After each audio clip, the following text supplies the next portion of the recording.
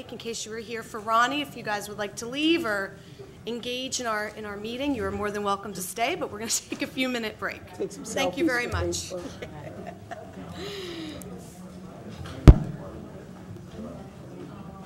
You sure know how to clear out a room, right? I was going to say, but nobody wants to stay? Anybody? Anybody? Nobody? Okay. You'll get a big clean out now, man. You'll get a big clean out, yeah.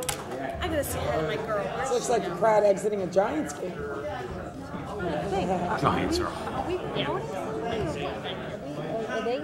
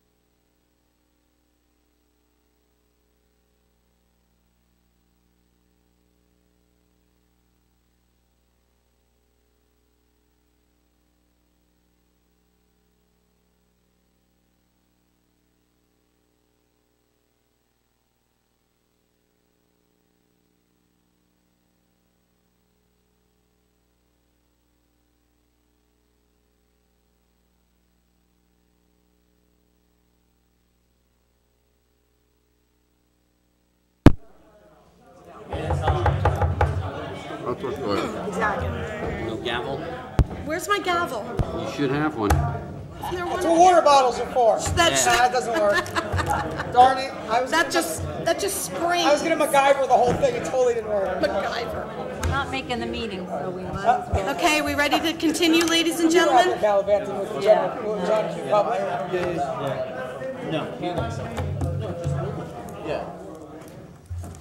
Okay, let me see where I left off. The few, the crowd, the ringing. I think I just got through the first number of the agenda on the announcements. We back on? I thought I heard that too. All right, guys, Interfaith? Second. we're back on. All Live right, somebody mic, want to get one behave of those yourself. doors, actually? No, you gotta leave the doors open. Hot mics, One. everybody behave. Just one. Yep, can't close both. Okay, thank you. Thanks, Chief. All right, okay, where were we? Boy, that cleared out a lot of people, huh? Okay, thank you. All right, I'm going to continue with the announcements. Thank you. We have the annual Interfaith Community Thanksgiving Service, which will be held on Monday, November 20th, 7 p.m. at Temple Betham. And we also have a Bullying and Our Children that will be held on Monday, November 27th from 6:30 to 8 p.m. right here in Town Hall. We also have our holiday celebration, which will be held on Wednesday, December 6th. Be held from 5 to 8 p.m. It'll be right here on the Town Hall lawn, as well as North and South Trivet Avenues. And we also have a rain or snow date in case there's inclement weather, which will be December 7th. We also have our Hanukkah celebration, which will be held on Tuesday, December 12th at 5:30 p.m. at Veterans Park. Okay, at this time, I'd like to move to the public comment. This is only on agenda items. If anybody would like to come forward and make a comment, please do so now. Okay, seeing none, let's move on. We have our reports. We have our finance report from the treasurer, payroll, and invoices. I'd like to approve the total amount of payroll and vouchers for the period of October 25th to November 13th in the amount of $2,210,880. Wait, $2,210,886.86. I second. Thank you. Roll call, Madam Clerk. Committeewoman Bujanowski? Yes. Committeewoman Du Bois? Yes. Committeeman Huber? Yes. Deputy Mayor Fasala? Yes. Okay, and we also have our budget status report. Good evening, Mr. Quick. How are you? I'm doing fine. Good. Hope everybody's doing good. I'll make this brief. Everybody got the budget status report. Everybody can tell by the last line. It looks pretty good. I saw no unusual items. I did give you the second page of the unusual items, and we got 2 months left to go, and I think we're going to be in very, very good shape. Okay, good. Good. As always. Does anybody, that's very short, but does anybody have any questions to that effect? Anything on you've received? Okay, wonderful. Okay, let's continue on to the police report. Good evening, Chief. How are you? Good evening. I am well. Good. Thank you. I will try to be as short as That's a good I'll thing bet, as well. I'll take odds. All right. Anyway, Oh, thanks. just looking through my report, a couple of highlights. The overtime for October of this year compared to last year was roughly a third of what it was last year. Wow. And that, I thank you for allowing me to, again, when I asked to keep my staffing levels at 44, that's the kind of results that we see. So I'm very happy about those numbers. Moving along. 2 things that I will highlight on that are topics that I try to emphasize to the public, which is why I'll emphasize them now. We did have a diversion theft. Again, we talk about this quite often in the Patriot Times and on our website. It was someone pretending to be a contractor, went to the home of an elderly victim, got entry into the house, that the victim thinking that the person was actually a contractor, and the victim had lost vast amount of jewelry. We're still working on that. We don't have any leads at this time, but again, those scams are out there always, especially this time of the year. They do like a lot of chimney work and stuff. And I just emphasize to anyone, any doubt on anything, just to contact the police. If they're a utility company or a legitimate contractor, they're going to stay there, and we'll talk to them and get their identification. If you call us and they leave, then there's a reason that they're leaving. So please do not hesitate to call us. And the other item I will hit on is we've also had several motor vehicle burglaries. And again, I always emphasize, please lock your doors and don't leave valuables visible. Out of all the burglaries we had, all of them were cars that were not locked. Again, unless you have something extremely valuable, they're not going to break a window or break your locks. They're just looking for any type of loose change or money or whatever you might have in your glove box. So just please lock your doors, and that includes your house when you go out as well.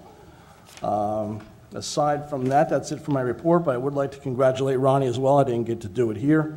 I've known Ronnie, you know, my 30 years that I've been here, and he's always out there. Great volunteer for the town, represents the town very well.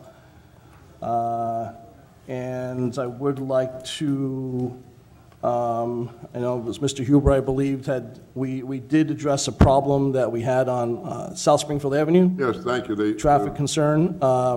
Can we, I'm hoping that made a difference. I know the guys are also out there. They were advised to take care of enforcement with that as well. So I'm hoping that made a difference. I was by there yesterday, coming out of the side of Evergreen? Yes. Deli, Evergreen, Yes. Evergreen. Come out of there, and it's hard to see. And now I know what they meant. Could we paint the box, like at each corner? I mean, or do we have to ask, is that the county I have to ask? It would be the county. I appreciate what you did, and they were Yeah, thrilled. I mean, we have that problem, and any main street like South Springfield Avenue, Mountain Avenue is similar. South Springfield is particularly heavy. I mean, we could paint boxes, but we'll end up painting them everywhere. But if we can try, if this is successful doing it this way, then it's usually the same people that travel that route all the time. So once they're aware, that's why we have the message board, because they're going to see it every day. Yes. And if they see, you know, the people in front of them getting summonses, then I think that will make a difference to some. We'll try that first before we start I painting. appreciate it, and they do too. No, you're more than welcome. I have one other question. Yes. One other question. All right, I got a couple calls. Any vendor that comes into town is going door to door. Isn't he supposed to report into the police department? I always tell them to call police. Any vendor? Not a vendor. In other words, I'm going door to door. Soliciting. Solicitor. That's what I was looking for. Right. Aren't they supposed to report to you guys, to the police department first? Well, they were supposed to get their permits through the front office, and then the front office, we do background checks. Once they're cleared, we're aware that they're out there, and we do have a list. Okay. But they don't report, they should report to the front office to get permits. I mean, like, Mr. Ziad? Oh, Yeah, they come to administration, and administration will process the permit paperwork. As the chief said, refer the individuals who are doing the soliciting on behalf of that company, get background checked. Police then communicates that to administration. They do that, you know, if they're approved, all good. They put a spreadsheet together that the desk has access to see who's authorized to be out knocking on doors and who isn't. Okay, I just wanted to make sure, because I've gotten a couple of calls on weekends. Like last weekend even, I was away and they called me and I said, what is it? And they said, people are going door to door. Yeah, it'll still happen, I mean, you know, but, No, they're going to try and do it without. right, and we get the calls, and then we enforce that as well. Okay, thank you. You're more than welcome. Chief, I actually have a question. I see that on the agenda is for 2 police vehicles. So if you could Yes. just explain to the public that those are not, that we're not paying for them, that those are forfeiture funds, because, you know, people, I've heard it, you know, as I've been around town, you know, there's so many cop cars, but, you know, again, forfeiture funds, not your funds. Right, yeah, I hear also about how many police cars we have. And I'll start with that real quick. The reason we have, I don't say it's excess cars, we have a vast amount of outside employment, construction, PSE&G, JCP&L. Whenever those utility companies are working, we need to have police cars there on the road. And those cars that are on the road need to stay running because we need to have the emergency lights, which is the reason the cars are there. We keep, when we take a car out of service for patrol where it's no longer necessarily safe for pursuits, et cetera, instead of getting a couple $100 selling them, we save the good ones to use specifically and solely for those road jobs. They don't necessarily have radios. All they need is lights. The officer working has a radio. So by saving the cars that we have there, it keeps me from having to use our serviceable vehicles from needlessly running and putting wear and tear on them. So we've been making pretty decent funds using those cars instead of selling them. Instead of making a couple $100 selling them, we've made hundreds of thousands in using them specifically for those jobs. So that's why there's a lot of cars there. And the new ones that I am buying, yes, I am using, I go through Mr. Quick. We have forfeiture funds, of which one of the requirements I meet are using for vehicles. So that money comes out of the forfeiture funds from the police department, which is generated from officers that I have working at certain task forces. So it's not a taxpayer issue whatsoever. I know, I just wanted the public to know. Yes, I have no problem ever explaining that, so. I have a question.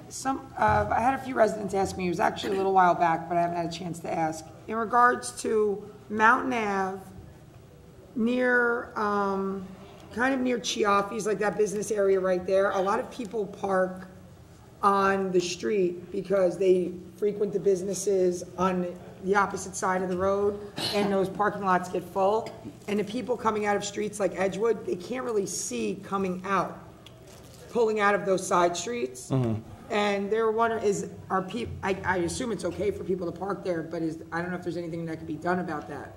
I mean, sometimes people will park up to the corner. That's illegal. You need to be 25 feet from the intersection. Okay. Which that 25 feet gives you enough room if you edge out, you should be can able to see. see. Right. If they have a problem, I mean, I would suggest, hey, you call us and say, hey, I have an obstruction here, and we'll go check it out, and if it's illegally parked, Okay. we don't have a problem enforcing that. But that is all legal parking there. Okay. I assumed it was, because I mean, Right. people are frequent. I wouldn't imagine that people would be parking there every day if it was illegal. Right. It gets tricky sometimes, I mean, because you got to watch cars, and you also have to watch pedestrians. It's a, heavy pedestrian area as well. Yes.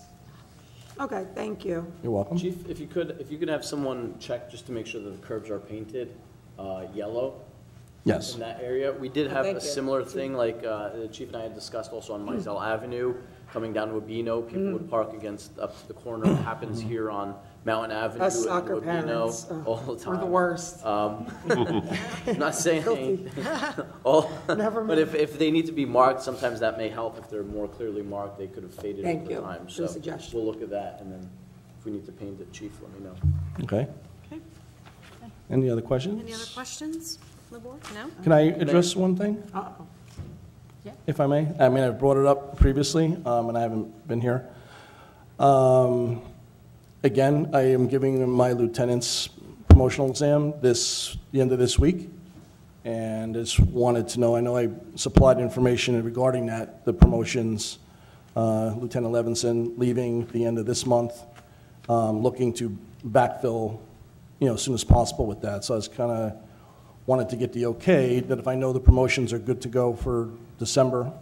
I was also wondering about backfilling the position. Once the lieutenant leaves, I'll be at 43 again. And again, those numbers show with the overtime how the 44 helps us. So I wanted to ask about that backfill as well. I think that there's a tremendous savings there, so I know I'm know. absolutely Right, ready and to. I'm also paying for that 44th officer through, again, the forfeiture funds for a period of time. For a period of time. So how long would that last through the forfeiture funds, would you say, for those officers? I can continue to do that as long as I have somebody at the task Right, so as force. long as, so it would be that budget year, right? And then it would continue on as long as you have that money in the As forfeiture. long as I have the funds Correct. and an officer assigned there as well.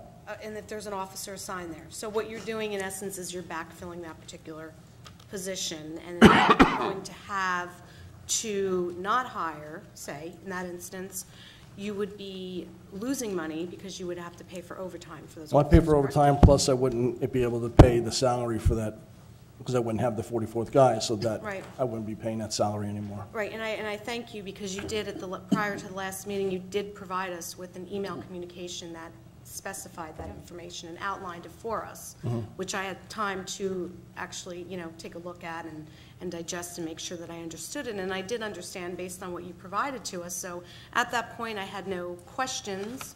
I don't know, and I can speak for myself, but I don't know if there's anybody else on the board that at this point, or the committee, I apologize, the committee, they have any questions in addition to what we had spoken about the last meeting? No. Okay, I have no objection to moving so- forward and approving that. Well, I would like to be able to, if I On the next come meeting. across an officer that I would like to hire, Correct, I would like to be able to make that officer a conditional offer of employment right. would have to be through a resolution. So It would if be, right, if I have the okay to do that, that way for the next meeting, I can have something prepared. yeah, absolutely, and I have no problem doing that. Okay. Madam Clerk? Is that the there procedure? something we Yeah, can do? I just want to be clear, Right. so I'll work with the chief on this. Right. If he's able to identify an officer that he Right. wants to hire, he would do so with the intent that there's a resolution on the agenda for the November 28th meeting. Correct, That's the next Tuesday meeting.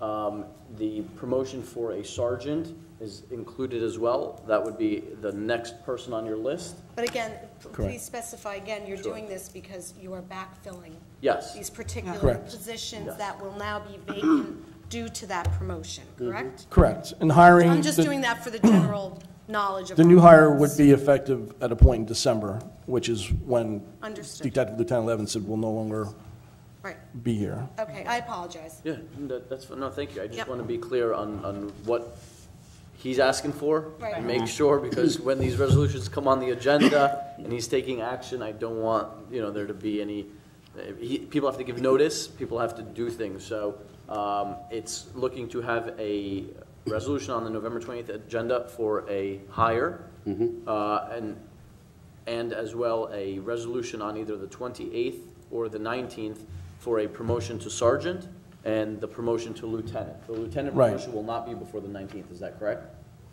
Not before, Correct. no.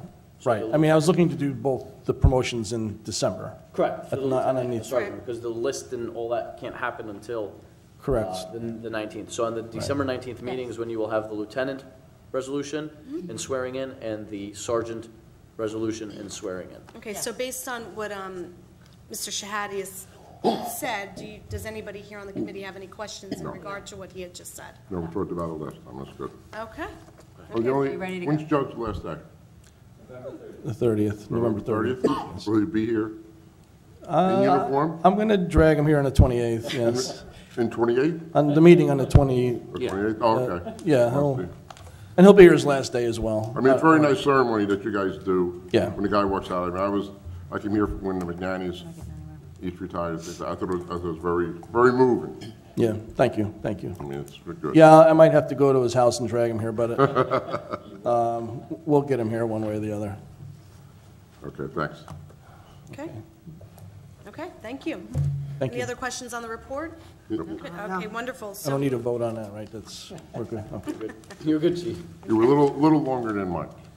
Yeah, you know what? All right, I'll skip the next meeting, so you don't force it. Okay, moving on to our administration report. Mr. Shahadi, I see we have a pool project presentation. Fire. Oh, fire, I'm so sorry. I'll keep mine very I really, I have to put my readers on. Stop, drop, and roll. Just touching on, working on 2 grants right now, one on some safety equipment and the other one on fire prevention and education material.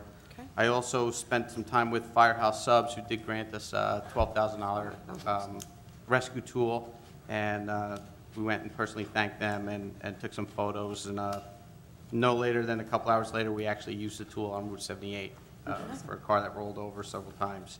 Okay. We did spend the entire month of October in the schools. We hit 12 schools, and we educated about 1,500 children. So guys always have a good time doing that. And as we wind down our inspections, I'll be getting ready to complete the list and send it to certification for the administrator for the end of the year.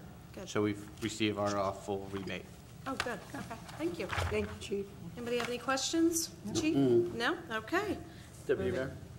If I may, Yes. for the chief, just for the benefit of the governing body, Chief and I have been working on, I'm going to be doing it with the other departments that provide reports, trying to fine tune the written report so it provides a little more actionable information and gives a little bit more clarity. So, you know, I want to just point that out, let you know that hopefully for the next meeting, you'll see a new format of the report, and we'll want your feedback on that. Hopefully you find that useful. The other thing also, Chief, did you want to touch on, if you could actually, please touch on your personnel in terms of, without giving names, illnesses, sick, and how that's affecting your budget right now? We do have a member that is going to be out a long-term medical issue, looking to not replace him, but add a fireman to our department to increase our staffing. We've been down 3 personnel for several years, so I'm just looking to get back a step in the right direction to increase our manning again. And one would help us tremendously because we're so short-handed that the manpower, every person counts. And when we're down this man, the overtime is going to skyrocket. So I'm looking to move forward, and I have a current list. I need to just interview some personnel and move forward. Same thing as far as conditional offer of employment for at least a new firefighter right now. Chief, how many, this year, how many people have gone out on a more extended basis? We had 2, 1 now, and we had 1 earlier in the year that had left the department. So what do you do in that instance when somebody leaves the department, say on a long-term illness or leave? What would you do in terms of backfilling that particular individual if you were not to hire, say? If we weren't going to hire, it's going to overtime. Correct. We have a minimum level. So. Right. So that particular overtime, in addition to that other expenditure of that individual that may be out, would increase as opposed to hiring somebody? Absolutely. Yeah. Okay. So the reason I asked the chief is, you know, every month I have a department head meeting with all the department heads, and I have, in addition to that, once a month, an individual department head meeting where we get into more nitty-gritty stuff. We were just discussing recently that there's one additional individual who's going on long-term medical disability. In those cases, he is required to utilize his overtime budget. So I want to bring that to your attention so that way there's no you know, eyebrows raised when you see the overtime budget. It's you know, it's one of those things that has to happen. It is what it is. But when you get the budget status reports for November and December, you know, just be mindful of that's one of the reasons why the overtime budget for fire may be higher. We're still on track overall with the town budget. Actually, we're doing very well. But come November, actually we're in November, come the next meeting or the following meeting, if it starts getting too tight, Michael and I will prepare a resolution to transfer funds within departments in order to cover that shortfall. Looking ahead into 2018, being that this individual is just going out, there's another person, that overtime budget, we will likely have to add more money into that budget in order to make sure that there's adequate funds there to cover that. We can. Why don't we just put a person on, and he starts at half pay, am I correct? 30% or whatever it is. It's cheaper for us to put someone on and have that extra man, and he has a pleasure once the gentleman comes back, hopefully, he can put it on this shift, that shift, whatever shift he needs it, when it's needed. I think we should go out and, if you have a list from last test, I don't know when the last test was, I forget, but I would go out, get a new person, and go from there. And as long as he passes as long as the person passes everything, I don't want to. And I mean, it's cheaper for us to do it that way instead of, I'm not going to pay, if I got to pay you $2 an hour, pay me $1 an hour, I'm just going to pay $1 an hour instead of paying overtime. Well, we can't do anything right now. The reason I said 2018 is because the budget is what it is for even just the regular staff, and it's so tight on overtime, we're not going to be able to do anything with it this year. So when we formulate the budget, I'm already meeting with department heads, and Michael Quick's been meeting with department heads about the budget for next year. That's going to be one of the considerations. So I just want to put that on your radar from now, so that way, come January, February, when you start looking at the budget draft, right. You know what the genesis of that is. Okay. Chief, what about volunteers? 0. You don't have any volunteers? None. Why is that? Nobody volunteers? We've tried to recruit. I've worked with the You wanna run into a administrator, burning tried to building? recruit. Public Safety Director Rich Roselle tried to recruit. We've tried to recruit for the last 4 years. The demographics have changed. People work 2 jobs. It's just a lot different now. Volunteering across the board is down in every field. Even Mouse has all Mouse, and they Yeah. have a hard time. It's just, Mouse we've has all done it. they have a hard time. We've got so many people on the, you know, on the first aid squad. It's so funny that we can't get anybody for the fire department. We've had meetings here, we've had open houses, we've had everything, You tried everything. tried everything. It's just a lot different. The hours that you have to put in training Really have dangerous changed job. tremendously. All certifications from hazmat to bloodborne pathogens, it's just a lot different than it was 20 years ago, and the numbers have steadily decreased. Over, since I came on, there was 40, down to 20, down to 10, down to 0, and we haven't had any.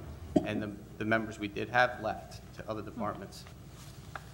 Did they leave to other departments because they were hired, or they just left because, I'm just curious. They wait to get hired, the volunteer. Well, they did use the fire department for a stepping stone. So similar to what the police had, they have alternate route. They were taking our training and then going and applying elsewhere. Repaid The for. town was just Okay. wasting money. I know you're really great at getting grants for a lot of stuff. Are there grants out there for staffing? Because it seems like equipment-based a lot, but I know you seem to get a ton of grants. There is a otherwise. SAFER grant that we tried for increased staffing levels. We even had a grant that we had about $110,000 for recruitment, and it broke my heart to turn it in. No one took advantage of it. It's just, it's changed. It's a different world. Everyone's running around crazy and busy, and like I said, we haven't, it's been years. Oh, yeah, I'm not even talking about volunteers, I'm talking about just staffing in We general. did, Is we that- were, I think in 2013, we went for the SAFER grant, typically. Twice, for Chief, I believe Jersey you cities, Yeah, Plainfield. bigger places. Yeah, unfortunately. I'm just, right now, hoping to move forward with the one and getting back. We're not growing. We were Oh, I 25-man know. department. We're down to 22. I know. And we ride with 3 men at I know. night, which is unsafe. I know. I've talked to a few chiefs, Ryan, so I'm a little bit aware of the situation, so. Well, thank you for bringing that to our attention. Okay, thank you, Chief. Is there any other questions at this time? Nope. Nope. Okay, thank No, you. I just wanted to highlight that for No, you. no, thank you. Appreciate it. I'm sorry. Oh, lost my agenda. You done? See, With your- I'm on to his now. We have the Administration. Yep. Okay. And it looks like there's a pool project presentation. Yep, so I want to open up my report with the first thing, which is the pool project presentation. It was requested by the governing body. And so we've got Mr. Mike Disco. Come on up here. You've won the prize. Great job of alliteration there, the pool project presentation. That's right. Kindergarten The teacher PPP, the applauds PQ. you. Does this prize pay? Oh, he's got his own mic, look at that. So Mr. Disco is the town consultant, and lead project manager for the pool project that's been going on since the end of the summer. And we've been making some progress, and I want to turn it over to him to kind of give us an overview of where we were, how we started, and how things are thus far, almost a quarter of the way into the timeline. Thank you very much for having me. I tried to prepare an outline, and which I handed out to everybody, and I didn't know what time commitment you wanted from me. We can do it in 2 minutes, we can do it in 15 minutes, we can do it. Let's go for 5. Longest, 5 minutes. Yeah, Happy middle ground. 5. So again, on the first page that you have is basically kind of a timeline that starts in June. I truncated everything prior to that. Some of you are probably already aware of everything there. And basically, the project was awarded in mid-August, $2.2 million. August 24th was the pre-construction meeting.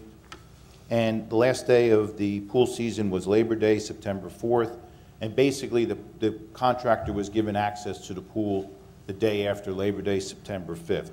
There was activities that went in from the 5th that whole week, which is essentially the Recreation Department and the Public Works Department were basically taking all of the equipment and furniture that was inside that building. And whereas in past years, they had time to go through that, this year they really had to get everything that was of value out of there and into storage. So there was a Herculean effort by those departments to make that happen. The contractor then basically mobilized on the site on September 18th and then has been working pretty actively from September 18th through Saturday, just 2 days ago, and today they weren't there because of the inclement weather. One payment request was put in September for about $180,000, a minor amount compared to the project contract amount. We've had 2 construction schedules submitted. They are at the back of your packet there. The first one was essentially what the contractor provided on September 20th. The date is in the upper left-hand corner on those construction schedules. Very difficult to read. I have a bigger version here. And then it's a requirement by the project architect that each payment application, they have to submit a revised schedule. In anticipation of another payment request coming this week, they updated the construction schedule on October 30th. Again, the completion is May 25th, 2018, so we got 6.5 months from now. The project team is down there. Again, I prepared the site plan drawings for it.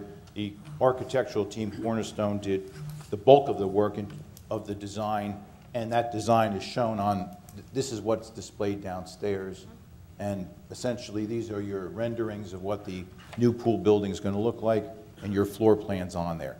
I had placed in your packet essentially 3 professional drawings, which was the floor plan that's duplicated on that easel, the elevation views for the architect, which are also in effect replicated there.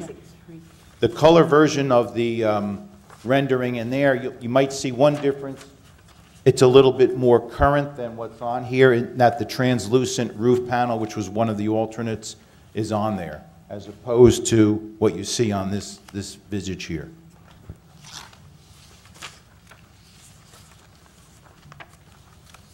I then provided 18 project photographs, and they're somewhat in chronological order. So essentially from mid-September to late September through Saturday, 2 days ago, I've got some photographs for you. And if you look at those, project photographs 1 and 2 are essentially your pre-construction photographs. That's what the pool looked like prior to the construction. If you're a pool member, you certainly know what those look like.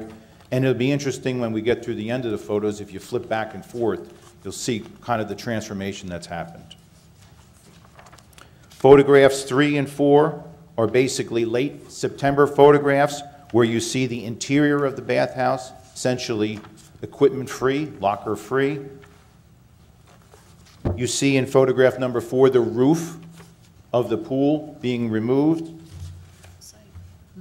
Photographs 5 and 6, now you have the entire roof structure off the pool bathhouse. You see the openings of all the door and windows. You see an infill process beginning where all the openings are being filled in by masonry block. You see on photographs 7 and 8 the concrete sidewalks around the perimeter of the bathhouse being removed. And those are removed on the pool side and inside the fencing. Essentially, the sidewalks and in the front of the building adjacent to the parking lot have been left for access purposes. Photographs 9 and 10 show all of those areas cleared. It's also interesting to note that the Public Works Department was able to assist with removing a lot of the landscaping elements that saved the township money on that. And they did an excellent job in committing manpower and resources for that. And they did it in a very timely fashion, too, as well as taking out some of the trees where the additions were going to conflict with. Oh, wow. Photographs 11 and 12, again, as we proceed into November, really you see a gutted interior, roof-free, and they're working on basically door and window openings and enclosings of infill. Photographs 13 and 14, the beginning of November, you start seeing the excavation of the footings for 3 of the building additions. There's really 4 additions if you look at the floor plan. There's one on the north end where the concession area was, that the building is being further expanded. On the rear side, on the pool side, there's 2 additions, one on each side of the rear doorway, that entrance to the pool. And then there's a minor addition on the front where really an overhang is going to be. The 2 rear additions and the one to the north end have all been under construction in terms of the footings have been excavated. In fact, those footings were passed by the building department for concrete pours, which are going to happen within the week. So those 3 additions will be actively under construction in the next 2 weeks. The contractor has indicated that it would only take about 2 weeks to get all of that footing work completed on those 3 addition areas. So, Mike, if there's an issue with the weather for the concrete pour, do they have to wait on that? Concrete is weather dependent in terms of temperature. We haven't had an issue with temperature just yet. Right. Obviously, they don't pour it in a wet or a rain event. The concrete pour on Saturday, I was told it was going to happen either Tuesday, which is tomorrow, or Wednesday. Oh, good. The rain today may have pushed that back a day only because, number one, the footing may have been wet and some of the soil may have fallen into the trench. They would have to address that tomorrow, or just generally the schedule got pushed back one day because of the inclement weather today. It's interesting to note they've actively worked relatively weather-free. We've had good weather, dry weather. We've had 2 days that have been rained out, essentially today and 1 day earlier in October. October 24th. So are they pushing to get that concrete pour done and getting the rest of the outside structure in? So if when the weather changes to be freezing cold and inclement, they can work inside? Yes. Start on that, correct? Essentially, they're pouring the 3 footings for the new build, 3 of the 3 major building additions. They're going to start then the wall block up. Masonry block. Okay? The goal then is once those walls are constructed, not necessarily doors and windows per se. Once those walls are constructed, the roof trusses would go on. Those roof trusses are scheduled to arrive at the end of November, according to the contractor's schedule. So if the walls are ready by the end of November, the roof truss construction will then commence. Then they'll enclose that in, and predominantly you'll have now an environment where they can work doing the interior and the finish work. And to continue to track the schedule. Yes. Okay. So essentially, what I would label it, the construction has been really under 3 phases so far. From September 18th, when they mobilized, through October 23rd, I would classify it as slow and steady. They essentially had 4 laborers out there almost every day, except for the 1 rain event and 1 other day. One day they had 8, 1 day they had 10. A couple days they had 3, but essentially 4 employees out there, including their construction manager, Robert Coppola. From the second phase, which is a very short phase, from October 24th through the 30th, that was the no man's phase, where essentially the 24th it poured, they didn't work, and then their construction manager got pneumonia. So from Wednesday, Thursday, Friday of that week, and then the following Monday, there was no activities at the site. It was a little disappointing. On the 30th, after a couple of letters, and I think Sam and Ziad went out to the site as well, the Friday before I had spoken to the architect, we then had a discussion amongst ourselves, and Ziad was kind enough to set up a conference call with the contractor's president, at which time I think they got the message, and they were there the next day. And so that the third phase is really from October 31st to the present, where they've really manned the job, I would say, in a much more effective way. We had 10 people out there on Friday. We had 10 people out there on Thursday. They worked this past Saturday.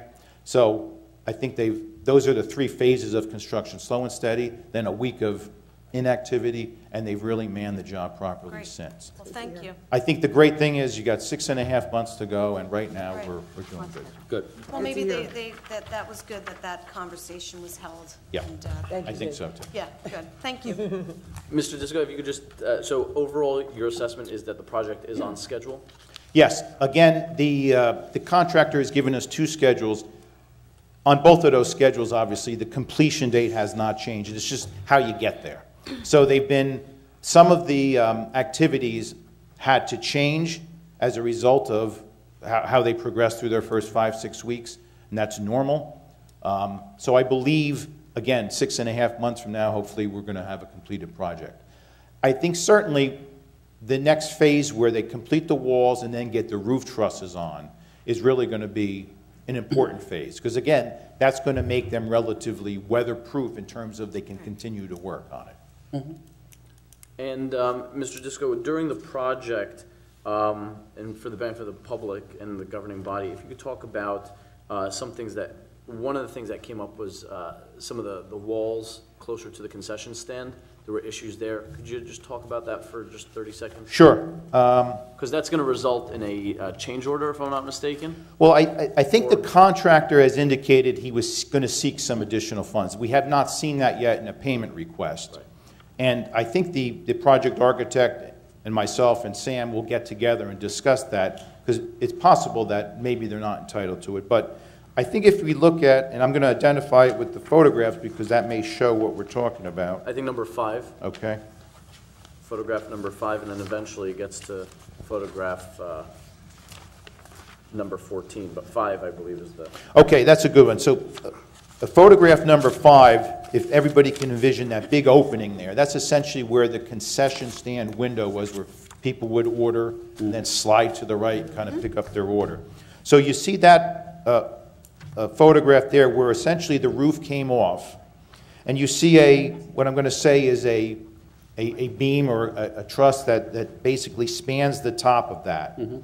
And then let's see if we can go to a different photograph. Say 14. I'm going to try to see if I can, before we get to 14. You'd sort of see it in 10. Yeah, if you go to 10, and if everybody can identify that where the building is there, and you kind of go back and forth between 5 and 10, you essentially see a little bit more opening of what was the concession area.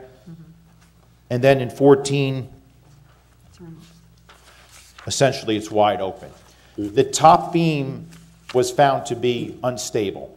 So essentially all of that masonry block was not sitting well, it wasn't structurally sound. That was removed by the contractor.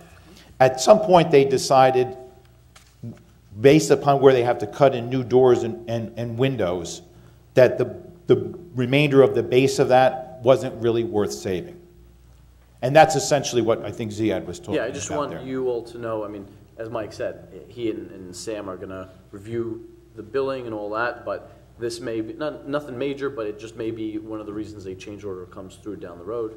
And then the other one is, as you can see, if you look at photograph 10, and this is not a mandatory thing, but one of the things that in our walking the project, if you look at number 10, you'll see that we've removed a lot of concrete slabs there to the side of the concession stand. To the right, there's still some concrete. And they're uneven. And Those they're are the spots that uneven, are uneven, and that we there's... talked about. So one of the things that we asked the contractor is to give us a quote on the removal and reinstallation of new concrete there. You know, you're going to have a brand new facility. And we you're gonna talked have about that new because concrete. parents have said to me that it's not really safe when the kids are at camp because it's really uneven. Exactly. It's been there forever. So Yeah, it's- so just something that, again, so we asked them for a quote. We think it's a little high. We're going to do some competitive quote retrieval there, but just something that for the spring as we get closer to it. It's nothing that's critical now because we're focusing really on the building. But I just want to bring that to your attention. And then Mr. Huber asked about the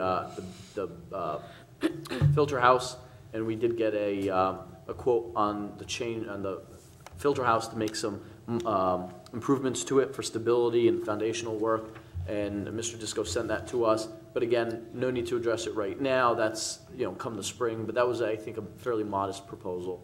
Yeah, the filter building was very, very modest. I think it's 4,500. Yeah. So just wanted to bring those two. Why can't we get DPW to take out that on the photographs 10? Yep. That's Well, actually one of the don't they- options we talked about. They were going to lift it up. DPW offered to do that, but the pouring is going to be a different story. Oh, I So- want it poured by one person. Yeah, they asked, we did. We got the quote split up. One to remove and one to remove and pour. I'm sorry, one to pour and one to remove and pour. So, we are looking at that as an option. Yeah, Public Works has indicated that they could do the removal on Yeah, I that. mean, So we were able to quantify what that Right. savings would be. All right. Any questions on the The only- project? No, thank The only thing that bothers me, and I told you, we've talked about it, is he has pushed back some things. Yep. hardware, you know, showing hardware, all right, hardware is not bad. But if I went down the schedule, do you start any, I don't think any roughing of the plumbing started yet, am I correct? The only plumbing activities has been the plumber has been there, disconnected, and they marked out on the slabs where the saw cuts are going to be, which is supposed to start this week. Yeah. And electrician is supposed to be rough electrical. I'm just saying, I'm just going. No new electric, right? Yeah, no new electric. I mean, I'm just saying, I realize, you know, the guy, it's a tough job. But I want to make sure this doesn't fall at all. Yeah. Because I want to make sure of that. All right, I mean, as long as you say you're comfortable with it. Yeah, I'm much more at ease since October 31st. They got a big rear end chewing. Yeah. By yours truly. I want to, Went down every item with them and really grilled them on it, and so we're following it very closely. Yeah. And again, I'd rather have a good finish and a slow start than a fast Get all the start hiccups out of the way at the beginning. and a slow finish. But again, there's still 6.5 months. So right now, there's no activity that's been identified that's going to be problematic. That could change, of course, and weather's going to be a big part of it. But again, if they get these walls built within the next 2 weeks, as they promised, and then the roof trusses arrive near the end of November, then they're going to be able to start installing that and closing the building in. Good. Any other questions? No, Thank you. that's Mike. Great, thank you very much. Thank you. Mr. Shaddy, do you have anything additional? Thank you. So I'll continue with the rest of my report. I just want to inform the governing body and the public, Township Committee, you've been getting emails that I relay to you from Mr. Betcher about the leaves, but for the public, every week on about Thursday afternoon, I publish on the website the schedule for the following week of the next areas that are being collected.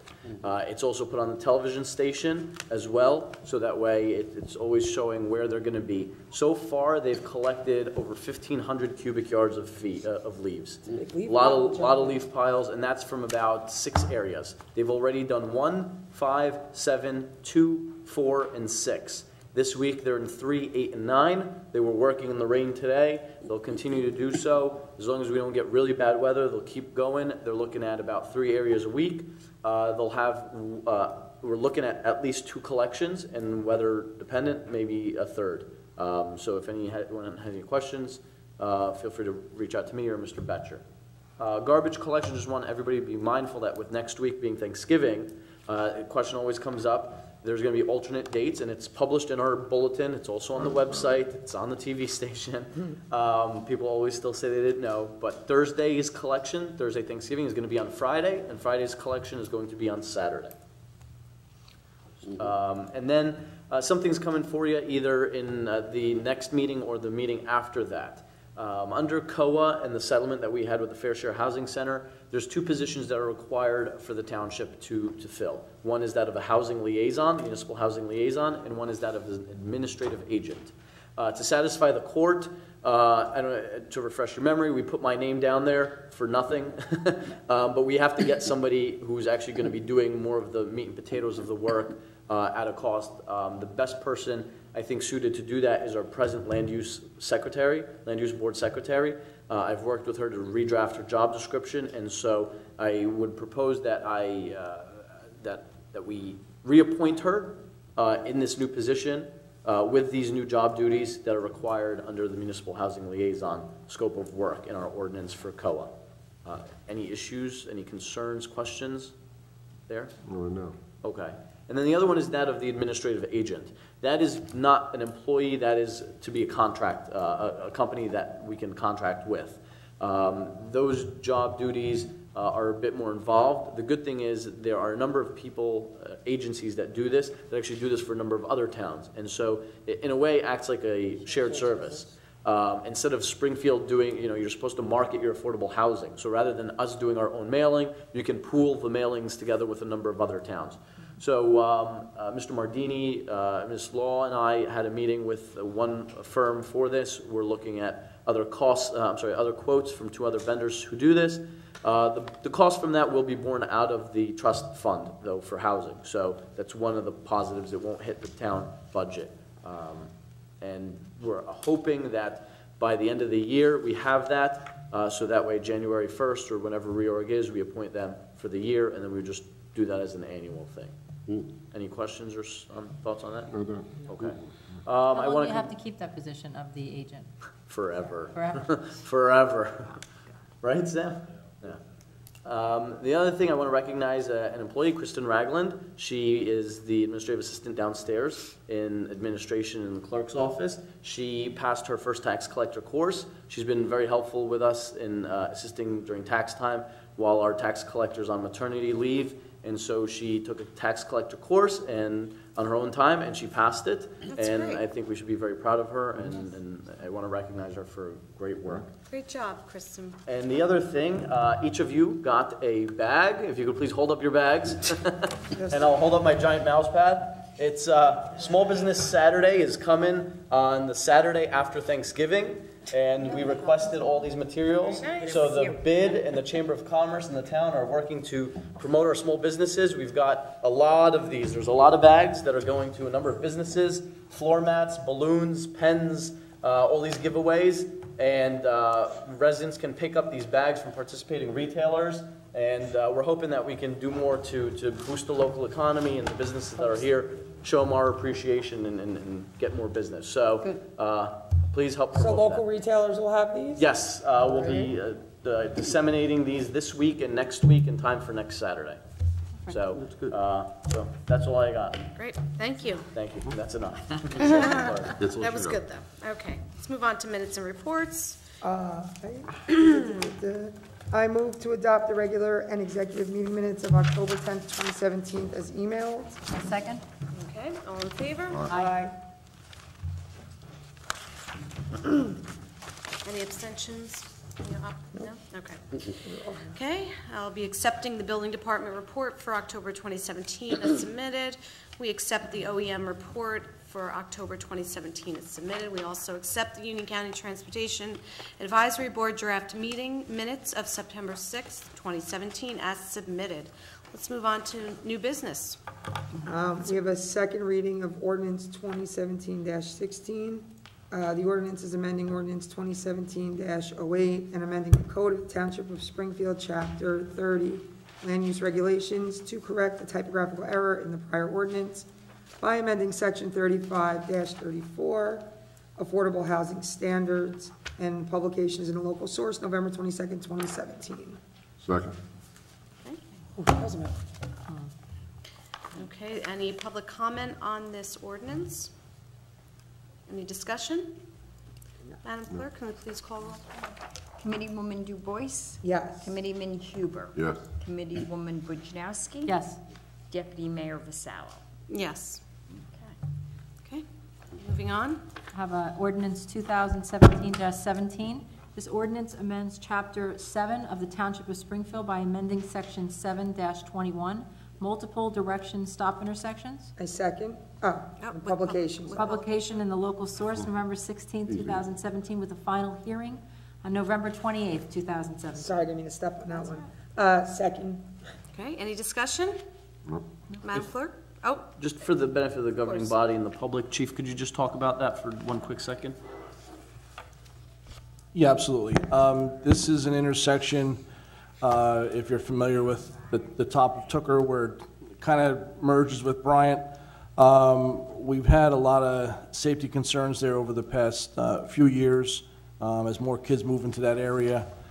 We tried addressing the problem with enforcement, and then we had those plastic pylons. We had those cemented into road, which lasted shortly. One of them was stolen, another one was hit. People complained that it blocked their driveway. So that solution did not work too well. And from looking at it, we feel that, and it's not a main road, so it's not going to create a traffic disruption. It will force all directions at that intersection to come to a stop before they continue on. So we feel that that would be the best way to address that safety concern there. okay, thank you. Thank you. You're welcome. Thank you. Okay, I'll do a roll call. Committeewoman Bujanowski? Yes. Committeewoman Du Bois? Yes. Committeeman Huber? Yes. Deputy Mayor Vassallo? Yes. Moving on to resolutions. I'm going to read off the resolutions. If we have any resolutions we'd like to pull, please do so as I read them. Okay? No. Resolution 2017-260. I'm sorry? No. Okay. 261, 262, I'm sorry? 261? Just Sure. just to clarify. No, that's okay. Okay. Moving on, 263, 264, 265, 266, 267, 268. Okay? We pulled resolution 2017-261. Somebody like to? Want to do, Do Do you want to talk about it Adopt, first, or yeah. should we? You want discussion, or? Just a little clarity, like, as you were explaining this, I know that there were some concerns from the Environmental Commission regarding this, but I don't know what they were because I didn't have a chance to reach out, and I just wanted you, if you could clarify what we're doing with this and, Sure. you know. So this is a grant through the State Department of Transportation that came to our attention from our grant writer. And what this does is the DOT owns the rail line that cuts through Springfield. It's been deactivated for years.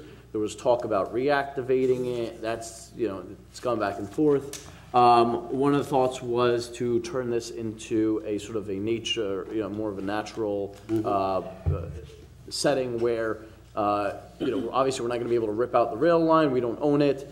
So maybe we could turn it into a bicycle trail and encourage people to ride bikes, get out into the environment and really appreciate nature, and sort of stymie any future efforts to reactivate the rail line.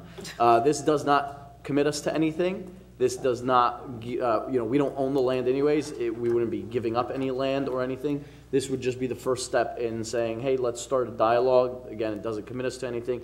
If we were to get the approval by the state to do this on their own land, then we would go to them and say, well, can we do this on your land?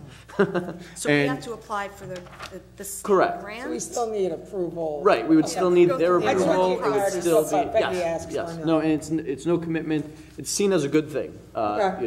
at least, but, everybody can have their opinions on these things, but Yeah, no, I there's. just want to get clarity, so if anybody. Sure. Mr. Mardini's worked hard on this with our grant writers. There was a plan, wasn't there some sort of talk about this before? And anyways, if you could just give a quick 30-second on what this grant is for. 28 seconds, Sam. Yeah, sorry. Sorry, I come mean. on. We're down to 25. Okay. 10-second minimum. We actually worked It's on this. maximum, I mean. We worked on this project before. We applied for a grant, but we ran an issue with the state because they needed us to have a separation between the railroad tracks and the pathway itself. They wanted minimum, I think, 10 feet. They wanted some physical obstruction, like a fence, which we didn't want to do that at the time because we don't want to spend the money because it would be costly. However, we did submit an application and we did come up with a plan. This time we're doing it. We're hopefully applying for the fence, the separation between the railroad track and our path. And if we get the money, it would be a great project So because there'll be a fence. it would be like a 4-foot fence, nothing. Now, I've heard mention that people whose houses back up to there are concerned that there'd be a lot of people going in and out, and it could be some, they could worry about people going on a part. Where would the fence separate people from? I'm not sure, I'm just. The path itself is going to go from Mountain Avenue, as Mr. Shahadi said, all the way to Bryant Park and Summit, Okay. away from all houses. Okay, So so then it's that's not going to fine. have any impact on any houses. And if Okay. we do get it, it will be great because it will connect Springfield all the way to Bryant Park, and people who makes it there, they can continue, I might do a walking or bike. whatever. Maybe somebody could pull me in one of those wagons behind a bike. And as Mr. Shahadi said, if we do get the grant, we do have to go to the state and talk to them about getting permission, which I think they will give us permission. If they approve the grant, then, Yeah. Thank you. Thank you, Thank you. yeah, we can always withdraw. We don't later have to accept it, but it's better to get it you. in That's all. than not. Thank you. Sure. Okay, thank you. So I move to, move resolution by consent, 2017-260, 261, 262, 263, 264, 265, 266, 267, and 268. A second. Madam Clerk, roll call? Committeewoman Bujanowski. Yes. Committeewoman Du Bois. Yes. Committeeman Huber. Yes. Deputy Mayor Vassallo. Yes. Okay, moving on to discussion and action items. Oh, yes, That's you. Committeewoman Du Bois? always. I move to approve the request from the Recreation Department to offer a $50 program credit for Springfield Rec Department or Springfield Community Pool activity redeemable through November 15, 2018 at the Dayton PTSO Annual Bulldog Basket Auction, Wednesday, November 15, 2018. Second. Oh, it's supposed to be 17, sorry. Roll call? Committeewoman Du Bois. Yes. Committeeman Huber. Yes. Committeewoman Bujanowski. Yes. Deputy Mayor Vassallo. Yes. I'd like to approve the off-premise 50/50 raffle license number 1284, on-premise merchandise raffle license number 1285, and on-premise 50/50 raffle license number 1286 to Edward V. Walton, PTA, drawings to be held on March 9, 2018 at 304 U.S. Highway number 22 in Springfield. I second. All in favor? Aye. Yeah, aye. Abstentions, objections? No? Okay. Moving on, we don't have any correspondence tonight. Unfinished business, Wentz Avenue, the traffic calming devices. Earlier this year, we received a petition per our ordinance from residents on Wentz Avenue that they wanted traffic calming devices installed on their street. As a result of that petition, it then gets referred to the Traffic Bureau to do a study. The Traffic Bureau did conduct a study, and the results were emailed to all of you. They did two studies for 2 periods of time, 2 different weeks. The results were almost identical on both weeks. For traffic of almost 4,000 vehicles. They showed them the average, even the highest percentile, and both were still showing that there was no need for traffic calming devices there. The chief reviewed the report by his bureau, concurred with the findings. We then forwarded them to you. You're not obligated to follow the findings, but you either accept the findings, which are don't install traffic calming devices, or insist that you want them there anyways. But you're the deciding vote on that. Again, my recommendation is to heed the advice of the police department and their findings that traffic devices aren't warranted on that street. Do we have any? Accept his findings. Okay. Any discussion on that at all, or no? Well, the people had a problem with speeders on there? Was it speeding or? Well, I mean, that was the complaint, yes. I mean, if you know yourself, and there's a lot of kids in the area, and again, I always emphasize the streets are for the cars. I mean, the kids don't have the right of way. And it's not a playground. I know I grew up playing in the streets, and we always got out of the way of the cars, because who was the yell car when I saw it first? They don't do that anymore, though. It's like So they maybe kind we of. need to educate these kids. I was worried about, is there a lot of kids on that block now? I don't know. I do see quite a few families in that area. I don't know if they're necessarily on that street. However, again, I mean, the roads are for the vehicles, and there was no speeding issue through the traffic studies. If you're standing in the street and a car's coming at you, it's certainly going to look like they're doing 60. Well, if you're standing there and something's coming at you, it looks like it's going fast, which is why we did the traffic study, and which did not show the speeding problem whatsoever. Okay. At this time, I'll go along with what the police department says. Yeah, I mean, we do step up enforcement, and if anybody makes us aware of a problem anywhere in town, I mean, I have the special services unit go out and they put up the signs, or they go out and do radar details, so we do address them as I'm made aware of them. Thank you. You will. Okay, thank you. Thank you very much. Okay, at this time, we're going to move on to the public comment on any governmental issue you may have. If you'd like to step up to the microphone, and please be mindful of our 3-minute limit. Thank you very much.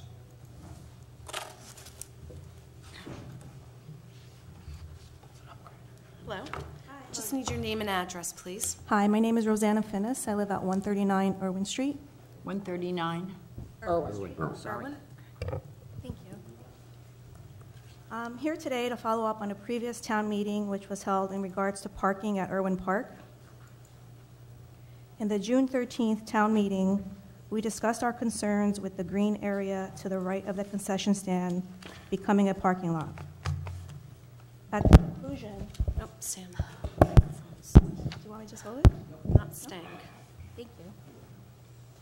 At the conclusion of this meeting, Mr. Huber gave us his word, might I add, more than once, and shook my husband's hand, promising that this area would be reseeded in the fall. As of today, this area has not yet been reseeded. I happened to read a Tap Into article which claimed there was unfinished business with Irwin Park. As I read further, it stated that in April, a concrete apron will be installed for parking. Why would this be considered unfinished business when we were promised and given Mr. Huber's word that this area would be seeded?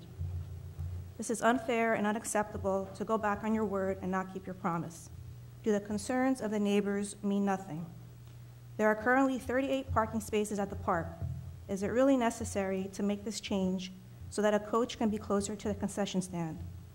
Coaches get there early and have plenty of open parking in the street, which are just as close. Why not take the first 2 corner spots and put up a sign, coach parking only? When the barricades were not up, people were parking in this area. They were not just coaches. We all know that this will be abused by others. My house directly faces this area. Would you want to look outside your door to see a parking lot instead of a green area? When I moved here 15 years ago, this was a small residential park. So in reply to Mr. Huber stating that I shouldn't complain since I bought a house across from a park, yes. The key word is park. I bought a house next to a park, a large public green area used for recreation, not next to a stadium. I don't have issues with people parking in the street. I just want them to have the common courtesy and obey the no parking signs and stop blocking our driveway. There are times I can't even back out of my driveway. The police are not reinforcing this. Making this area a parking lot will only cause more work for the police to monitor when they have more important things to be worried about. The area should be seated and left alone. I hope you understand my frustration and will have the common decency not to go back on your word. Thank you. All right. When I campaigned last year, people complained because your driveways are blocked and you had a hard time getting out. And the solution that we came up with would be to take some of the cars off the street, which would be, say, 4 cars. I'm saying 4 cars off the street and park up there. It was left there this year because we talked about it, and we let them park up there. If they abuse it, they're going to lose it. And I've gone to the baseball. I got a letter from, I don't know who it is, a woman sent a letter in to, which was probably last week, was it last, whatever it was, last week. And I called the baseball person in charge of baseball today. And I said, I want to meet with you, and I want to meet with your board, because I want to make sure, first of all, they said the lights are on until 10, 11 o'clock at night. I don't know what the ordinance says. I would have to check I have to have them check the ordinance to see what time the lights have to be off. I think the lights have to be off by 10.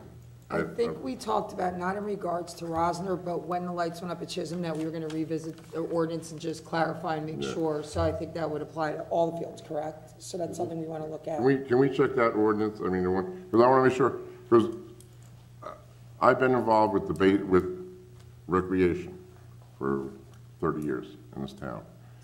Did I help put the fence up there? Yes. Did I help build the dugouts and everything else? Yes. I was part of a group that helped. How long has the baseball field been at Rosner? Original field's been there So it's all the been there time, but forever? I'm saying, For long. Mike McNanny was there when we did the fence. So when you moved in, was I'm asking because I'm not sure. I It was don't know. the baseball field was there? Okay, so I'm not Were sure. the fences there? I don't So know at if the least fences 15 were. I years. don't recall. I can't recall. I mean, we're doing it because we're trying to lighten up the traffic by your driveway and all that. Because there's gonna be some fool that's gonna park by your driveway, and you know that.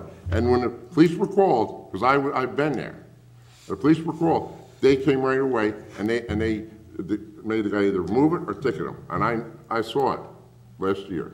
I have it. I have pictures here that say no parking, and these are all the cars parked there. This is my driveway where I can't get out. I know, and that's where we're trying to relieve the problem Right, there. you're not relieving a parking next to a concession stand, why is that necessary? Why is it necessary to give them another parking lot when there's 38 spots on the street? Why can't they just follow the rules? But if How you, is that helping the coach? because if you have the first game, and say there's 4 games on a Saturday, I don't know how many games there are, but you have the first game, you're parked there. I gotta get there at 12 o'clock or 12:30, whatever time it is. I get there at 12:30. I go and Equipment and stuff. equipment and all that other stuff. I gotta drag my equipment in there. You're the first 2 spots, which you said, okay. Right. There's a corner spot right there with yellow lines, nobody uses it. Yeah, and the police will give you a ticket because they give it to you. I've seen people park there and just hang out. Well, maybe, I've seen the cops tell them either move it or get a ticket, you know, whatever. But we're trying to help it. If it doesn't work out, we'll get rid of it. But why do you need to go that far, though? Once you put it there, you're destroying, you're putting concrete, you're destroying the ground. No, I didn't put anything, no, there's no concrete. There's no concrete. The apron is what surrounds the outside that meets the street, so the cars can actually move up to that area. So we're not going to install the No, concrete. there's no A concrete pad behind that concession stand. The stone's staying there until. It's gravel. Yeah. In regards to the parking that you just showed us in the picture, speaking as a sports mom, and when I go to a lot of fields in other towns, because my daughter plays softball, do you think it would help to put cones up during game times? Or would that be like a eyesore to put cones up to block? No, I mean, it's already an eyesore. Because I know in Cranford, they do that to kind of keep us parking in the right spots, because the sports parents don't listen to rules Any sometimes. time, but it doesn't matter. And the arrows are pointing in different directions, confusing people. They're still blocking my neighbor's driveway, they're still blocking my driveway. I have an SUV, I can barely turn. No, I understand. I Get in and also, out. so I I'm understand. not able to get out of my driveway. Have you called? So that's a separate issue, though, from parking behind the shed. This is a separate issue of people parking on a street where they shouldn't. Right, I'm correct? trying to say, why, if there's 38 parking spaces as there is, why are we giving them more parking? That's what I'm saying. Well, we're giving closer access for coaches to park, so when you're coming in for the next game, you can drop off equipment, so you're not dragging it down the block. I think that's why the coaches and the board members, no one else can park there. Okay, so you mean you're gonna waste the police, the police is gonna monitor this? If they abuse it, they're gonna lose it, and they know it. I've told them that once it was approved in whatever it was. When it was approved, I said, June 13th. June 13th, if you abuse it, just say, I guess say season starts in April, and all of a sudden, the end of April, you come here and say, you have 10 cars parked in there. We know there's not 10 coaches. Okay, then they lose it. And that's my picture right here. 8 cars parked there when the barricades went up, and they're not all posted. How many cars does that parking area fit again? Oh, it'll fit a lot of cars, but I don't want all the cars there. I know these are not all coaches. They're smoking and hanging out in their cars, staring at my house. I'm coming in and out of my house for groceries. They're all hanging out in the parking lot. Right, and then also, Without on that, if I may, in that separate issue, when the cars are parked in front of your driveway, have you called the police department on those occasions? And if you can just provide to me the outcome very briefly, I appreciate it. We have called, and the police, it's just chaos. That corner, when you turn to get, my house is the corner. But I guess house. my question is, when you do call the police department, do you see the officers arrive? It takes a while, Okay. yes. And the fact that, I could call. And you've called on more than one occasion, We've called. correct? I Okay. still have my neighbors.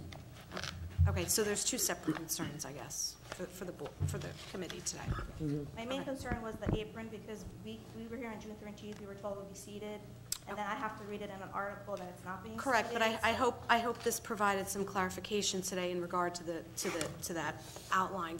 That's not actually what we're going to do. Is provide a concrete slab there for the cars. That's going to remain gravel. Okay, so I just wanted to clarify that for you.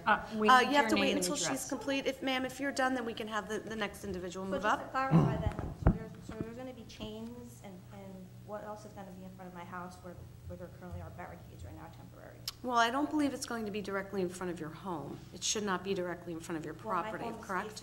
is facing the area. Correct, but it's not on your property. No. Okay, Not so on that, so this, Facing. right, but I believe, to answer your question, no, it's not going to be on your property. There's not, when you're walking out of your property, you can view it. Correct. Okay, so what we were talking about, I believe, and clarify please if I'm wrong, from what I can recall, we have the chains that are going to be put up, correct? In addition to that, the bib, right? And the bib is not the entire driveway. And then we're going to continue to keep the gravel.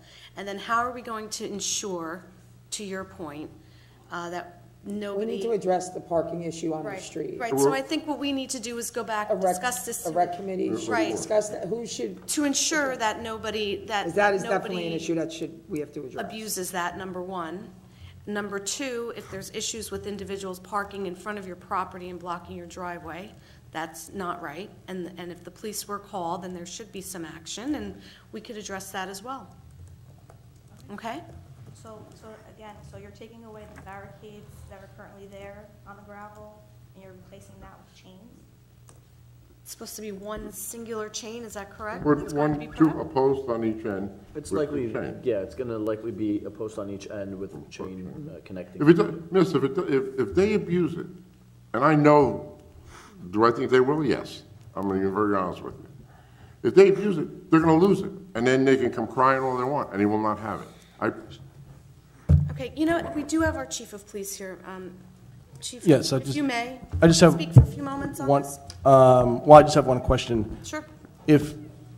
Have you ever called and not gotten a police response? Because then that's a problem that I will address. Time-wise, they may have been on an accident or something. Might not be immediate, but there should always be a response regardless. And it's not, it was either my husband, myself, or my other neighbors. Sure. I mean, if you're saying that I need to call more often and Anytime there's a problem, you're not bothering us. I feel like I'm a sports dad, so I walk 2 blocks to go see my kids if that's what I have to do. So I sympathize, I understand. I go to soccer and basketball all the time. But no one should be blocking your ability to get on your property at all. I walk to see my kids. I don't like lazy people. So I have no problem. Even with somebody I know, they're going to get a ticket. I could care less.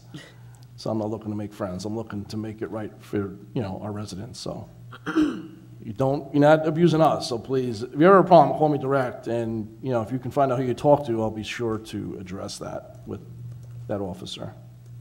I will ensure the Recreation Committee, I'm sorry, if I may, just really quick, ensure the Recreation Committee will make sure that we have some guidelines in place to ensure that individuals do not use that. Yeah. And we had actually spoken in our last meeting, if this does not work, then we would revisit it. So I just want to And we also mentioned that at the rec meeting as well, so that was said to the program. Okay. Well, so I'll talk a little bit about the letter that we received too, so just for everybody's benefit. So the letter stated that, we really had said in the June 13th meeting that we would make it grass. And so now we've all of a sudden said, well, you know what, we'll make another concession for the baseball. And honestly, we're baseball family here. I come from all baseball kids. This is all we did for many, many years was play baseball. And, we all had to deal with the parking issue over there. And I understand it's tight, between games and stuff, but we also use that, as a team parent, we use that part of the facility. We had picnics there. We had that whole spot was an open area. We had picnics, we had cookouts after games. And now if you're making it a gravel, you know what I mean? That's not, you're going to take that away too. So I'll just throw in my couple of cents and from the people's too. And that was a big deal for us. I mean, we spent a lot of after the games, we were, all hanging out, we were talking, we were picnicking, you know what I mean? And that's now going to be gone, so. Thank you, Jerry. Your name and address, Name and address, please. Maria Rakova, 114 Adams Terrace. We were here on June 13th. Pretty much same team, very different attitudes. I came here with facts. I tried to deliver the message. I showed you the letters. I showed you the photos. I showed you this. Larry was very emotional. Today is very different because Larry's wife is actually very factual. I am fuming. Like, I am blowing up. I think it's the most ridiculous thing that have ever happened to me. Because I was here. What I have learned is apparently we're videotaped. Apparently the camera does add a whole bunch of pounds, but I had to watch myself present this and talk about this and hear you, sir, speak how you gave special permission for those coaches to park. That will never happen again. It was just by coincidence. It happened. You will take it away. You'll make them private, whatever. I heard you speak that you promised. Oh, I'm sorry. I didn't hear you speak. You wrote to my mother in an email that forever the plan will be to grass seeded. And we were here wasting our time because it was always part of the plan. There's only a few things I really respect about the system. I respect honesty, and I believe in the system. I left here last time fully convinced that there was a plan going forward, that you guys made a commitment, verbal, written, probably taped, and videotaped. Larry and his wife sent me a note saying that this is what happened. And I said, I can't do this because I actually have a multi-million-dollar budget I have to, work on at work.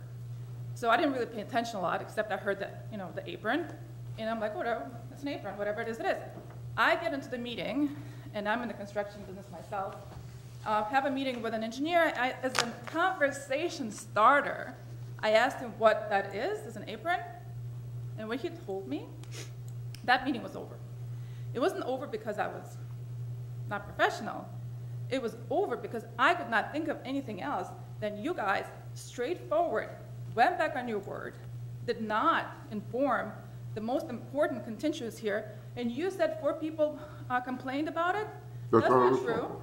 I came here, I gave to the court a letter from every neighbor on the street. That's disregard for my word. So what I'm upset about is that you have disregarded my opinion. You have disregarded the opinion of every person on the street.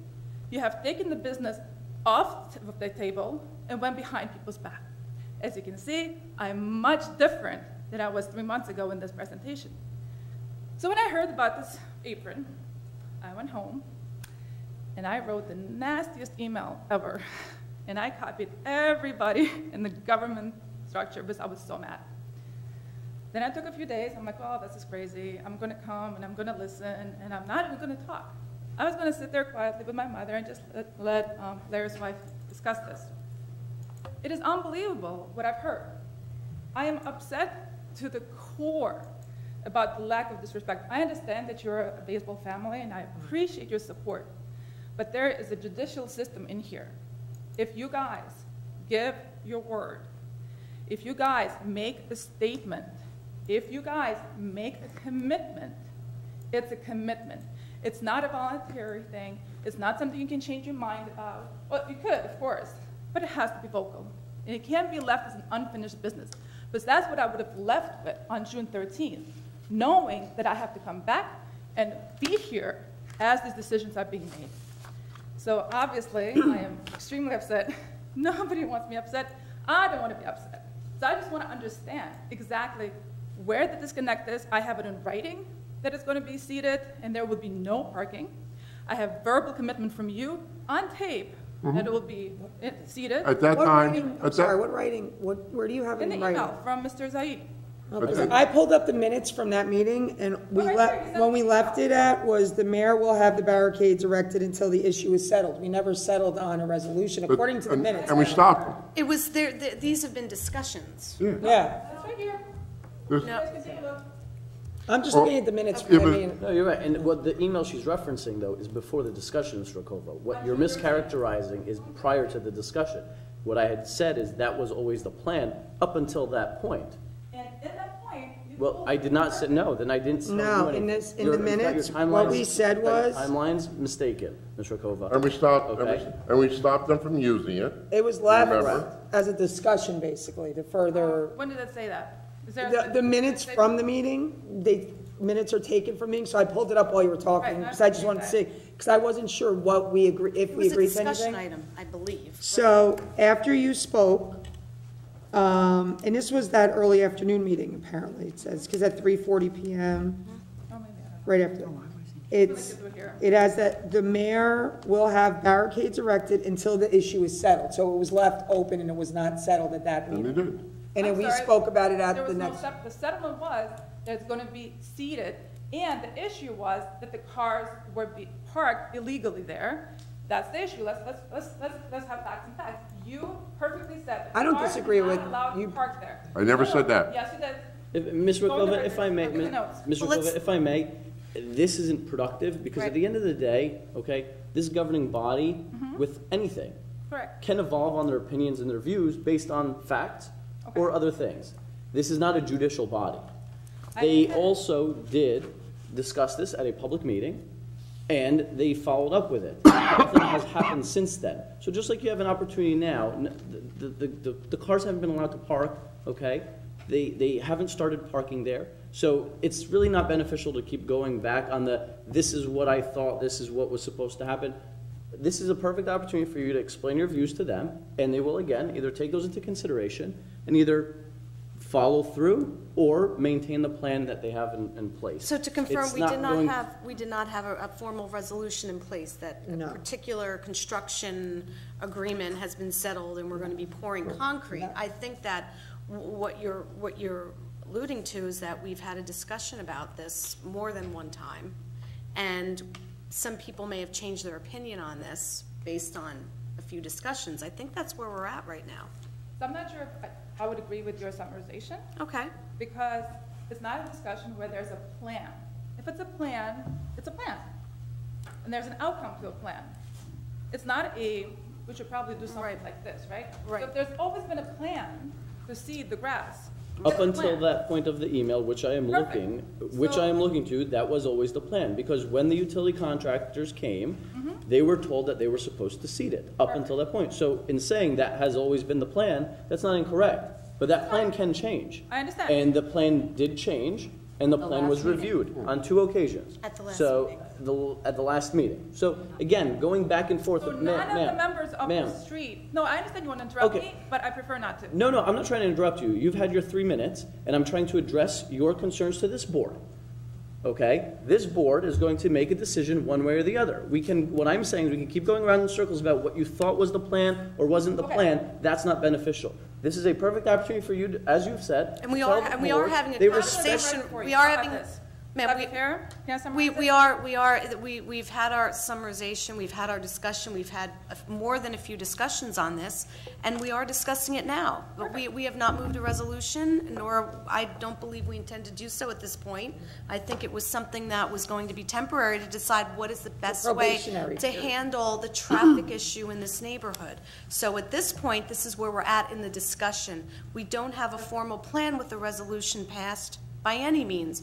And this is, of course, based on this form of government, to Mr. Shahadi's point, we're having this discussion in open dialogue because this is the forum to do so. If I So may again, interject, I just don't want you to think we didn't keep our word on something when, according to the information I'm looking at, we never committed to, I think it might be a misunderstanding as to what was committed to that evening, and I just want to clarify for you and the public that it wasn't committed to that evening. I understand the confusion based on an email, but that email was prior to that meeting. Right, and Committee Woman, to further that, that information and those meeting minutes are posted online, correct? thank you. And residents can find those meeting minutes if they'd like to look at them. So thank you very much.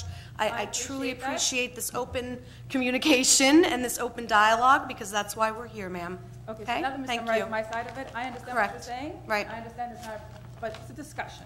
This is So I wanna absolutely a very discussion, clearly correct? state It's that actually, it's that public discussion comment. It's continues. public comment, ma'am. Okay, it's a public comment. You're making your Very comment and we're clearly responding to your comment, correct. That now I'm taking a very proactive side of evaluating all this speaking notes, reviewing 24 hours. of the messaging, We appreciate that, keeping an eye on thank this. you. So I would really appreciate that next time you discuss it and Right. choose to change the approach, please remember that there's a very vigilant activity going on, a vigilant community who will be reviewing every word that is said. We appreciate your vigilance. We Thank you. appreciate that. Very exciting how it's happening. Thank you very much. Have a wonderful night. I'm not so talkative like my Name and brother. address, It's okay. We need your name and 114 address. Adams Stairs, Elena Rakova. Mhm. Yes, the mother of this wonderful lady. I will not say back and forth. I will not say what you send me a message. I have it here. I will not say that Mr. Huber shake hand to our neighbor. Take my word, take my word. If you look at the notes, I said, I remember your word, when it was a golf tournament, and you said you will remove all these lines in front of my house. And it's still there, and now it's given. It's given, it will never. So, you know, this one point. Another point, you're saying discussion. When we read that somebody suggested a compromise, did you discuss it with us? Did you call us here to discuss anything? So I know I cannot convince you. I'm just giving you the pain. And next time, the whole street will come here. The whole street, all neighbors, they're in line, and they will talk about this. And Mr. Huber, if you like so much this area, I'm ready to exchange our houses, your old house on the Rose Street. I like it very much. You want to take my house, and you will be close to this stadium? Yeah, so I'm ready. I'm ready. If a difference in prices, of course, we'll pay. But you know what? I called for exterminator because mice, because the food was there, throwing out the windows, everybody. Every day I'm going picking up something. And believe me, mice is there already. I appreciate that you heard me. I'm a little bit nervous with my accent. It was not easy to express my emotions. But believe me, it's not easy to live there. Thank you very much for your attention. Thank you very much. And next time, please invite neighbors when you discuss anything. Thank you. And one more thing. Well, How but many this is a public open meeting, so if residents would like to come, they know the dates and they have every opportunity to do so. It's okay. It's not an invitation, but we do, in words, say, yes, please come to our meetings, we're here. I just want to give you a number. You said how many games? You don't know. 595 games. Is it enough? Is it good enough? And after that, as you said, it's a picnic, it's this and this, and after that, I go and pick everything. It doesn't help. Well, thank you very much, ma'am. Thank you. Okay, have a good night. Okay? I just want to say, because I don't want Mr. Huber to take the brunt of this, that both of us were on a rec subcommittee and we both discussed it, so we're equally to either blame or whatever for this decision, so we both discussed it with the rec subcommittee. And the original plan before we let them park there was, Mr. Shahadi and I had talked about it, was if the power company was supposed to get out of there whenever, say May, April, they didn't get out of there until May or something like that last year. It was late. And we said, let's leave it for this year and see what happens. I mean, and then when you complained, we put up barricades. The mayor said, we put up barricades. They put up barricades that night or the next day, whatever it was. And right after that. I mean, we talked about it and we said, we're gonna let them park, let them park there. If they abuse it, they will lose it, and that's it. No, there's no conversation from the audience. I apologize, ma'am, if you need, no, I'm sorry about that. You cannot do that. You need to approach the microphone. Yeah, you cannot, ma'am, I'm sorry, you cannot, we cannot have I understand that, but we cannot do that, so I'm being mindful of those. I'm curious as what caused the decision to change on that day after we left, I guess. That's all. Okay, maybe we can leave it at this comment, at this response, if the committee decides to respond on that. If not, we appreciate all the comments. I don't know who came, maybe a meeting after us. I don't remember off the top of my head. I'm being very honest with you. If you complain and you call the police department and they have records of it, all you have to do is call them at the desk. Oh, no, that was not the question. No. You want to, if they're parking there and they're abusing it, call the police department. They will go over there. They will check it. I go to the park a lot. I do park there. I admit it. I will be very honest. I do park up there. But we will check it, and if they abuse it, they lose it, and that's it. Right. My question was not about lose it or not lose it. My question was about a resolution. Not a comment was made. We're going to put barricades. We're not going to allow them to park because it's not right. And I appreciate putting barricades. So that took place. You put the barricades. They stopped parking. We're all agreed it's not a good idea for them to park. What changed between then and your decision to open up parking for coaches again? Like I clarified earlier, and I don't want to go in circles tonight, but I want to make sure you at least have some clarity when you leave. From the minutes, there was no commitment to a decision either way. It said we would further revisit it, and we further revisited it. So it's not as if we said, well, we're going to do A, and then all of a sudden we did B. It was left open, and I think your interpretation of the conversation is a little different than, I don't recall committing to anything, and I don't see it in writing, so I have to go based on the minutes because, so, and again, if if it's on video and we decided differently, I apologize, but I don't recall that happening because we addressed it at the next subcommittee meeting. And then we decided on this probationary period to see if we can do it adequately, and if it doesn't work out, then it won't exist. So that's basically what So happened. there was no reason, specific reason? No. Why we chose from going from blocking the driveway for the driveway? No, there is none. To actually making it easier for them to park? There was no logic given to that. That's what I'm asking. No. There was no logic. It was just a magic wand, and they said, oh, let's try it. I think we've already exhausted this topic. Thank you so much. Good night, thank you. Okay? Any additional public comments at this time? Okay, seeing none.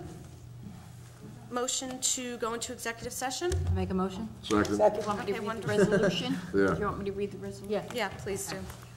Resolution 111317, whereas Article 6 of the Open Public Meetings Act provides that a public body may hold a closed session, and whereas the Township Committee will during this meeting enter into discussion of the following matters: contract negotiations and personnel, whereas the matters to be discussed in closed session are to remain in the strictest of confidence by all Township Committee members in furtherance of their fiduciary duties to the Township. Now therefore be it resolved, matters discussed at this meeting will be released to the public when the reasons for discussing and acting upon them in closed session no longer exist. And we will There'll be no further taking no discussion. action. Wait a second. Will we be appointing anyone to check those resumes? We don't need action for that. Oh, okay. Yeah. Oh, I didn't know. Yeah, no, Yeah, I know, yeah. that's all I was worried about. No, we'll be good. We'll be good, sir. Okay, so I didn't have. That was, Erica and I. Erica. and you did the vote? What night? You did the vote? All in favor? Aye. Aye.